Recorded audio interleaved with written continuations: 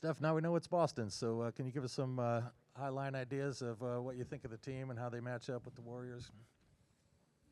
Yeah, obviously a great team. They're in the finals, and they've had a group together, gone through a lot in the last 4 or 5 years. Had some success early, had to figure out how to sustain it, and now they're here on this stage. So it's gonna be an amazing test. You got some guys playing at a really high level, very well-rounded team. They got size. They've been battle tested this playoff series or playoff run, so we like the matchup in terms of just confidence going in, knowing that we can win. But there's obvious respect in terms of what they present as a team. Tatum and Brown as the heads of the snake. Marcus Smart does what he does. And you got some vets, like see Al Horford, who has been in the league a long time, and in his first finals appearance. So I'm sure they're motivated just like we are, and excited to get things going. Steph, You guys got off to a red hot start first couple of months, then hit some bumps January, February, and into March. Did you always believe that even through those bumps, you'd be able to, did you still visualize getting to this point? 1,000%. But this season is such a marathon, and we do our best to try to give more colorful sound bites throughout the year on what that process looks like. But at the end of the day, you can't rush it, you can't fast forward, and this definitely was the vision. I think some of those speed bumps kind of made us appreciate the difference in this team in terms of, I call it, the versatility. We had a lot of different guys play a lot of different roles, and we just wanted to get to the playoffs in one piece as much as possible and give ourselves the best chance. And somehow we obviously made it through this run with some injuries, but for the most part, the vision of getting here never faded ever. Were you looking at that time, though? I mean, Clay comes, Draymond goes out. Draymond comes back, you go out. Did you look at that and think, okay, you know what, we just need to get together? Or did you always feel that once we got together, it would kind of come together? Well, me, Draymond, Clay, Loon, Andre, even, there's always a confidence that if we're all out on the floor, good things will happen. We know each other so well, so we didn't really need reps, but the entire what's the rotation going to look like? That was always the question. Once you got to the playoffs, because you had a lot of different options, a lot of different ways to go, and the blessing and the curse of having that for Coach Kerr to try to figure that out on the fly. So for us, the core guys that have been around, been through this, there was always confidence in what we can do on the floor. And then each series, these last 4 or 5 weeks have shown a little bit different opportunity for different guys to step up, and it's been awesome to see. Steph, you touched on this a little bit the other night, but can you talk a little bit about how different this journey is? When you first went, I've seen some pictures. You looked like such babies in 2015, and you had a little kid. Now you have bigger kids. You have 3 of them. Can you just talk about the perspective of being kind of a grown-up and going through this, and how different it is from what it was 8 years ago? Life's different. It's different balances that you try to master on and off the court. I don't know. I think it's probably more just an appreciation, a different level of appreciation of what it takes to get to this stage than it did the first time, because you really have no idea until you do it. And kind of my question is just more of a pressure and a weight and an expectation that you carry all year, knowing what it takes to try to get here and what you have to do, the sacrifice it takes to even give yourself a chance over the last 9 months. Plus, you can even think to last year and how we finished last season. So, there's a balancing act of just all of that. I think I'm much more aware and observant and just kind of calm in terms of my emotions going into the finals, which feels good, but still get anxious and nervous like everybody else in terms of when the game starts, like because I want it so bad, and that's remained the same. So just enjoying the blessing of being here because you know what it takes. Steph, talk about guarding Tatum, the challenge that comes with that. I mean, he's a dynamic scorer. I think he's taken another step in terms of being able to read how certain defenses are going at him, and he's had some big, kind of clutch moments, some big games that he needed to step up, and he has. So he's a problem. Jaylen Brown obviously has shown his scoring ability, and he can take over and dominate a game, start to finish. So, you got to just try to continue to make it tough on him. We've had some good challenges these first 3 rounds with some dynamic scores. But they're different. They're different beasts, with how they get it done. So all 5 guys got to be ready. Steph, Andrew Wiggins has continued to elevate his game throughout the playoffs and just really, he's accepted a different role here with the Warriors. What's it like to just see him have the success that he's had throughout this postseason? I mean, we said it's exactly what we expected that he would be able to do. I don't know how he's explained the journey, but it's just awesome to watch him understand what it impacts winning, what he needs to do in terms of impacting the game on both ends of the floor. And from the time the trade happened to now, this was the vision of him, playing a very, very important role on this team and having an opportunity to do it on the brightest under the brightest lights and biggest of stages, like a playoff run like we've had now in the finals. So excited to see that continue. When you came into the league, Boston had, KG and Ray Allen and young Tony Allen. It feels like since then they've always been really tough defensively. When you see the Celtics, when you play against them, what does that mean for you and just the years of the guys they've had and guarding you? When you think of the Celtics, what comes to mind? Yeah, I mean, it's a tough-nosed organization that's got a lot of history and a certain way of doing things that they've carried throughout the years. And it's usually big bodies, pretty physical brand of basketball that, we're no stranger to. So we'll be ready for that. But there's always been, battles. I know somebody was talking about their record against us in Coach Kerr era or something like that. They've had some success, but it's totally different when you get into I'm excited about a playoff series where there's in-game and in-series adjustments happen, and even being in Boston in that arena with that very unique atmosphere. So it should be fun, and they're a historic franchise that you look up in the rafters and you see all the names that have donned that jersey. For them to be back in the finals, I'm sure it's special in that city. Steph over here. What have your conversations been like with Jordan Poole and Andrew Wiggins, some of the younger players who haven't been on this stage before? Just what has your advice been to them over the last few days about kind of what to expect and how you prepare for this? I mean, the biggest thing is the chaos around and in between games. Practice schedules are different. There's a lot more attention, obviously. You have to you gotta adapt to the different flow of the day as you get ready for games, stuff like that. But my advice was at the end of the day, once the ball drops, you might have a little nerves those first 6 minutes, first quarter, but you settle in pretty quick, and then it's just basketball.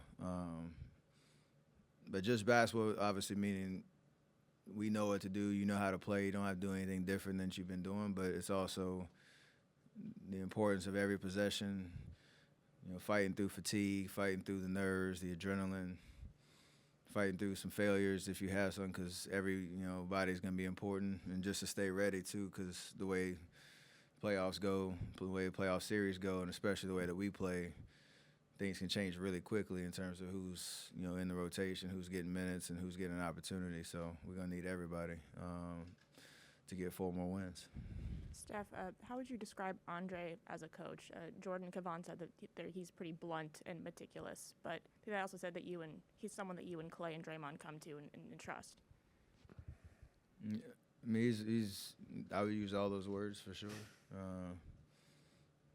A decent sense of humor about it too, but he'll call you out and keep you accountable to what good basketball is and what a good approach is. I don't think anything he says is off base in terms of what he's asking guys to do and what he's pointing out.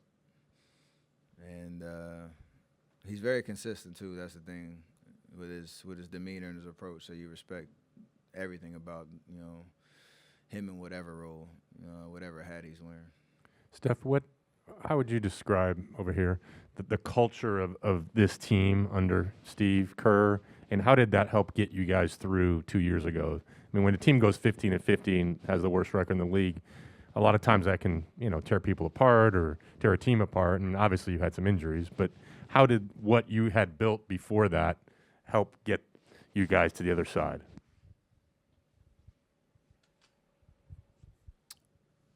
I mean, from my vantage point, I don't know how much it helped that year because, like you said, it was injuries and all that. We were all over the place, and we just wanted to get healthy and whole and see what we had.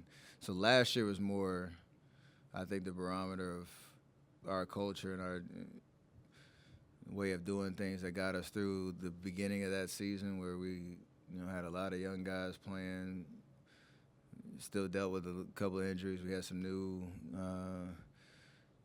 guys in the rotation that were trying to figure out how we played and all that. But I think we slowly got a little bit better, and then we finished 15-5 in the last 20 games and gave ourselves a chance to sneak into a playoff spot. And you could see that fire and that competitive level come back, and that carried over into this year. And that helped us have that belief and that vision that we could be back here on the stage. I don't think any of us thought we were winning a championship last year, but every game mattered down the stretch because we wanted to reassert ourselves as a very dominant, capable championship-type team. And we finished the season, beat some really good teams, and got that confidence back. And then that carried over again to the through the summer and everything that we said and talked about and how we prepared for this season. Now we're here. So that was looking back, a very rewarding experience, even though it was difficult at times. Steph, how important or how real is the concept of a young player paying their dues in this league? And kind of thinking about back to your younger days in the league, what kind of experiences and what did you learn from playing with a guy like Monte Ellis? Everybody's journey is different. Whether you're learning by playing on a bad team and just going out there and just really focusing on yourself, whether you're learning in a situation like here where you might be in the G League a little bit, you might be starting, you might be coming off the bench, you might be doing whatever. There's something to learn through all those different experiences, but everybody's journey is different. So the ones that stick and the ones that make it are the ones that learn the lessons, no matter how they come, and they're always ready for their opportunity and ready for when the number's called. That's I guess just the way it goes. It's not real black and white on that respect. And like with Monte, I just learned how talented this league is in terms of a guy who's was the most improved at one point, was part of a amazing playoff team, an amazing time as a Warrior, but really wasn't recognized on the national level as much. But I got to see him every day, and this dude's unbelievable. So you realize how hard it is to get to that level. So that was the lesson that I learned from that. All right, 2 more for Connor and Kara, then we go to Zoom, and then Wiggs is ready to come in. Stephen, Steve basically said that Draymond or that Marcus Smart is like Draymond, only a guard. Do you see similarities between those two just in terms of their anticipation and how they play? Yeah, I think there was a time where the line with Draymond was he'll affect the game and you won't see it in the stat sheet. He's always just in the right place at the right time, making winning plays. Marcus has obviously demonstrated that knack for the ball. The unheralded hustle plays and all that type of stuff that he finds his way, to making a lot of the time. And he takes pride in what he can do on that end of the floor, just like Draymond does. So they're obviously different in skill sets in a certain sense, but the approach and the attitude and the ruthlessness of their effort every night is very, very similar. I just wanted to follow up on Ann's questions, comparing your first finals run to this finals run, because preparing for this kind of intensity with a 34-year-old body is different than a 27-year-old body. It's a season-long view for you. In your old age wisdom, what have you discovered about your body, your sleep, what it means for your family, what this kind of spotlight is, everything surrounding the finals? It's a great question because it's I don't know, I was joking to somebody the other day. I don't feel like I've done anything like outside of just come to practice, get my rehab recovery in, go home, hang out with my kids, maybe get some sunlight and see the green grass and see a white ball fly every once in a while. But other than that, it's pretty monotonous and routine. There's a lot of sacrifice that comes with making sure you're physically and mentally ready for the grind. And I think that sacrifice pays off because obviously if your family understands and they do it. My experience, they've done an amazing job of giving me the space to make sure that I'm prioritizing what I need to prioritize to be ready to play, and that this is a very stressful, strenuous time of the year. But it is rewarding knowing that they get to experience it with me. And even my kids being a little older, they're asking a lot more questions about stuff that's going on, so that makes it fun too. Before they were just coming to the game and interrupting all y'all's questions on the podium, so it's a little different time now. All right, one on Zoom. Rob Mahoney, go ahead.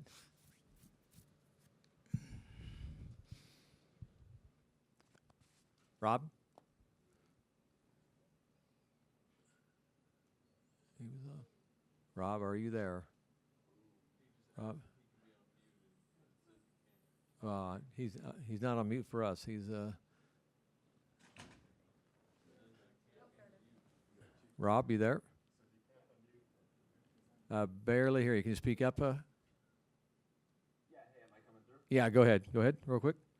Yeah, hey, Steph, kind of a bigger picture question for you, but when was it in your basketball career, would you say, that you really learned how to play off the ball on offense, to kind of cut and move the way that you do?